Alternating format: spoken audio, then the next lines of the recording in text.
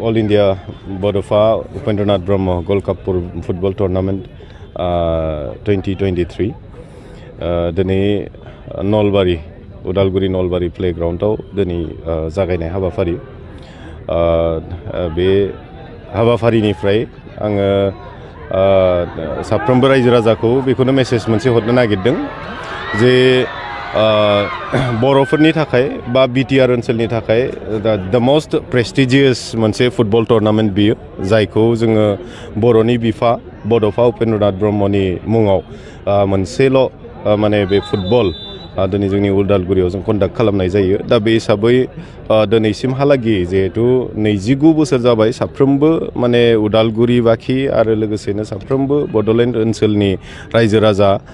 बेयाव खुनु जाति जनगोष्ठीजों खोथा गैया मोनफ्रोमबो जाति जनगोष्ठीनि साफ्रोमबो रायजो राजाफ्रा अनसायनायनि थाखाय दिनै 29 बोसोर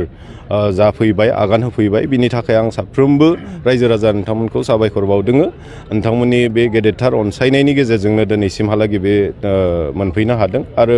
गोलाव सम हान्थिलांनांगौ दङ बे गोलाव समनि जि हान्थिलांनांगौ लामायाव साफ्रोमबो रायजो राजानि हेफाजाब आरो मददथिखौ मोनलांगोन आं बेखौ मिजिंथिदों आरो बे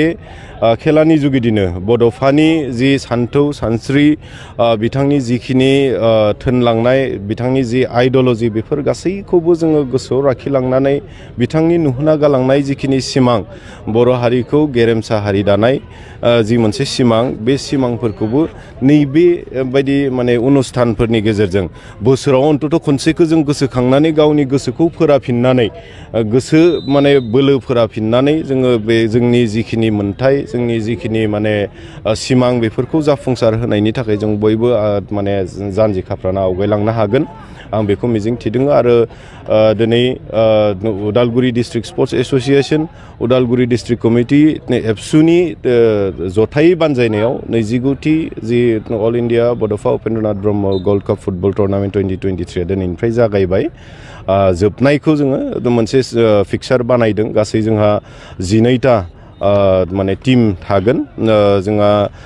उदालगुरि डिस्ट्रिक्ट स्पोर्ट्स एसोसिएशन जों खुंजानाय जि माने लीग बे लीगनिनो चेम्पियन मोनब्रै टीमखौ लाबोनाय जायो बे माने गोल्ड कपआवहाय बिनि बादै बाकी इनभाइटेड बेबायदि टीमफोरखौ लानानै गासै 12टा टीम जोङो देग्लाय गेलेहोनाय जागोन बेयो माने प्रि क्वार्टारनिफ्राय स्टार्ट जानानै बेयो नेक्स्ट क्वार्टार सेमिफाइनाल आरो फाइनाल बेखौ टुर्नामेन्टखौ खोब गाजा गोमजायै खुंनो थाखाय जोङो लाहार फाहार खालामनाय जादों बिनि थाखाय साफ्रोमबो रायजो राजा नोंथांमोन बयखौबो थांनाय समफोराव जेरैहाय अनसायबोदों बेबायदिनो देग्लाय बोसोरावबो बयबो जाहाथे अनसायगोन बयबो लैहोर लैहोर फैनानै बे खेलाखौ नायगोन जोंनि गेलेगिरिफोरखौ उत्साहित खालामगोन हेफाजाब खालामगोन आरो प्लास जायफोर माने बेखौ खुंदों माने टुर्नामेंट कमिटि बिथांमोनखौबो नांगौ बायदि हेफाजाब आरो मददखौ जाहाथे साफ्रोमबो रायजो राजाफ्रा माने हेफाजाब होलांगोन आं बेखौनो खावलायनाय थाबाय आसामनि अनगायैबो दुर्गा फुजानि धामाका दखना डिजाइन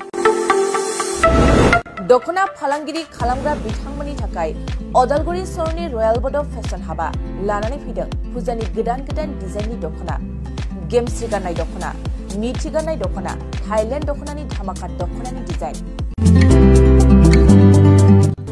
दखना फालांगिरिफोरनि थाखाय उदालगुरि रयेल बड'फ दखना गलायाव मोननो हागोन नोंथांमोना गेमस्रि गाननाय दखना मीठी गाननाय दखना सिखिरि दखना आर'नाइ दखना आरो थाइलेण्ड दखनाखौ हलसेल रेटआव बर'नि हारिमुआरि गाननाय जोमनायफोरखौ दखना फालांगिरिफोरनि थाखाय बयनिख्रुइबो खमसिन बेसेनाव मोननो हागोन उदालगुरिनि रयेल बड'फ फेशन हाबाव बायदि रोखोमनि दखना नोंथाङा दखनानि फालांगि खालामनोब्लाबो